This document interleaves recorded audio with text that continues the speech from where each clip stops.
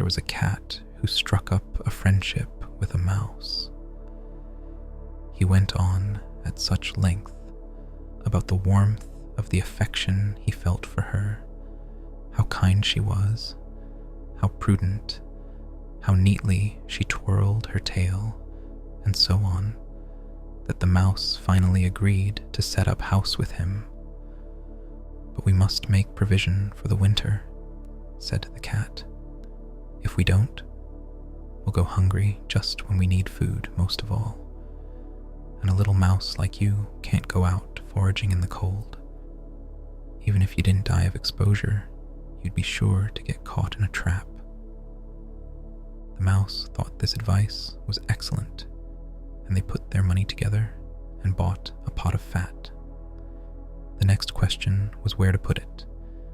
They discussed the problem at great length, and finally the cat said, "You know, I don't think there's anywhere safer than the church. No one would dare to steal anything from there.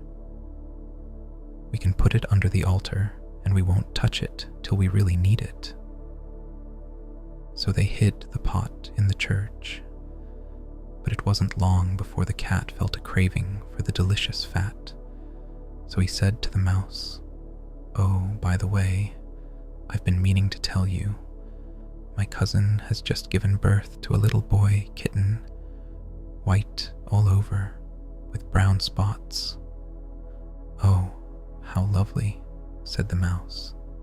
"Yes, and they've asked me to be godfather. Do you mind if I leave the housekeeping to you for a day and go and hold him at the font?" "No, of course not," said the mouse. "There's sure to be some nice food afterwards. If you get a tasty mouthful, think of me. I'd love to taste that sweet red christening wine."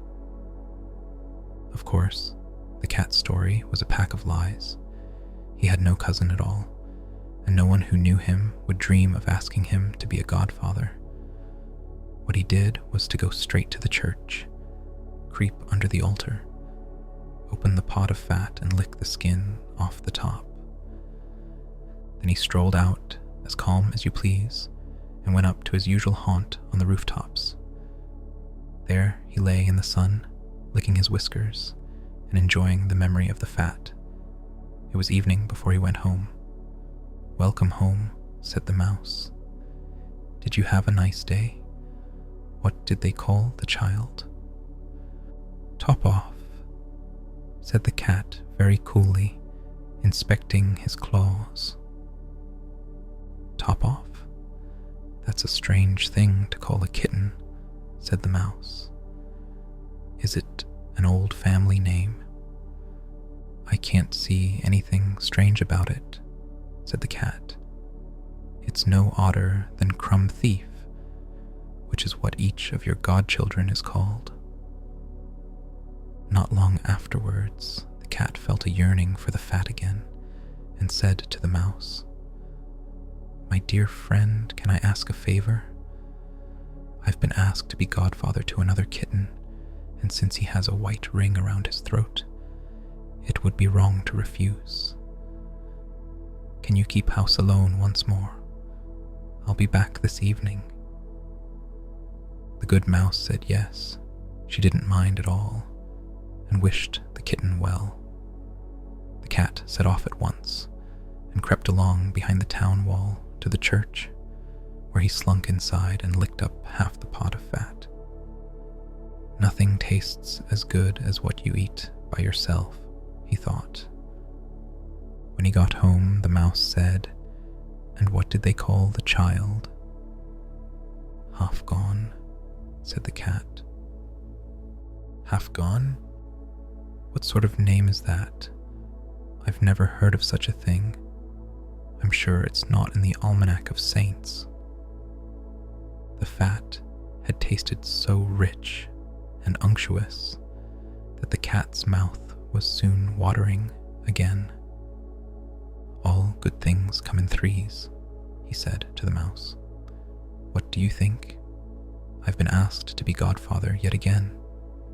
This time, the child is totally black. There's not a white hair on his body, apart from his paws. That's very rare, you know. It only happens once every few years. You will let me go, won't you?" "Top off, half gone," said the mouse. "Such odd names they have in your family. They make me wonder. They really do." "Oh, fiddle-dee-dee," said the cat. "You sit indoors from morning till night, twiddling your tail, and all kinds of nonsense comes into your head. You ought to get out in the fresh air." The mouse wasn't sure about that, but while the cat was away, she worked hard to clean their house and make everything neat and tidy. Meanwhile, the cat was in the church, busily licking out the pot of fat. He had to scoop the very last of it out with his paws, and then he sat there admiring his reflection in the bottom of the pot. Emptying the pot is such sweet sorrow, he thought. It was late at night by the time he waddled home. As soon as he came in, the mouse asked what name had been given the third child.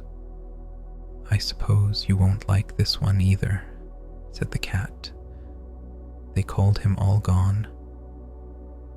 "All gone," cried the mouse. "Dear, oh dear, I'm worried about that. Honestly, I am. I've never seen that name in print. What can it mean?" Then she wrapped her tail around herself and went to sleep. After that, no one asked the cat to be godfather. And when the winter arrived, and there was no food at all to be found outside, the mouse thought of their pot of delicious fat, safely hidden under the altar in the church. She said, "Come on, cat, let's go and find that pot of fat we put away. Think how good it'll taste." "Yes," said the cat. "You'll enjoy it as much as sticking that dainty little tongue of yours out of the window." So they set out, and when they got to the church, the pot was still there, to be sure, but of course it was empty.